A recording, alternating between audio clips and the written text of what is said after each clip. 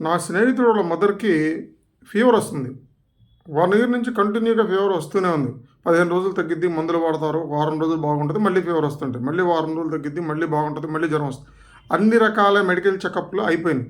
ఎన్ని రకాల మెడికల్ చెకప్‌లు అయిపోయినా కూడా ఆమెకి ఇలా కంటిన్యూ అవుతూనే ఉంది. చివరికి డాక్టర్లు ఆమెను సైకియాట్రిస్ట్‌కి చూపించమన్నారు. సైకియాట్రిస్ట్ దగ్గరికి తీసుకెళ్తే ఆయన ఆమెను కౌన్సెలింగ్ చేశాడు. ఆ కౌన్సెలింగ్ తెలిసిన విషయం ఏంటంటే తన కొడుకులు, కూతుర్లు తన బాగానే చూస్తున్నారు. తన రెండో కొడుకు అంటే తనకు విపరీతమైన ప్రేమ. రెండో కొడుకు దగ్గరికి వెళ్తానికి అవకాశం లేదు. కోడలికి ఈమెకి పడదు. అక్కడికెళ్తే వాళ్ళు భార్యాభర్తలు గొడవాడుకుంటున్నారన్న ఉద్దేశంతో కొడుకుకి ప్రేమ ఉన్నప్పుడు కూడా తల్లిని తన దగ్గరికి తీసుకెళ్ళడు. వాడి దగ్గరికే వెళ్ళాలని ఈమె కోరిక. దానివల్ల ఈమెకి మానసిక ఒత్తిడి ఎక్కువైపోయి ఫీవర్ వస్తుందని సైకియాట్రిస్ట్ నిర్ధారించి ఆమెకు చెప్పాడు.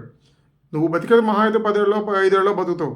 నవ్వుతూ బతుకుతావా, ఏడుస్తూ బతుకుతావా నువ్వే డిసైడ్ చేసుకో.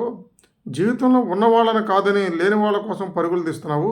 ఇలాంటి మనస్తత్వం వల్ల నీకు స్ట్రెస్ ఎక్కువయ్యి ఈ విధంగా నీకు జ్వరం వస్తుందని డాక్టర్ గారు చెప్పాడు.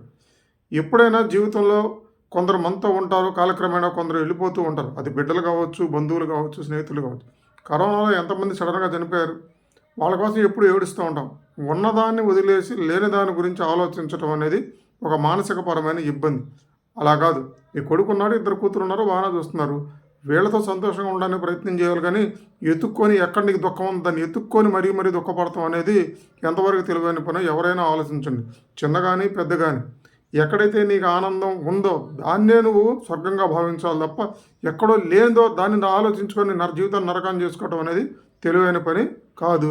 కాబట్టి ఉన్నదాంతో తృప్తిగా ఉండి ఉన్న వాళ్ళతో ఆనందంగా ఉండండి.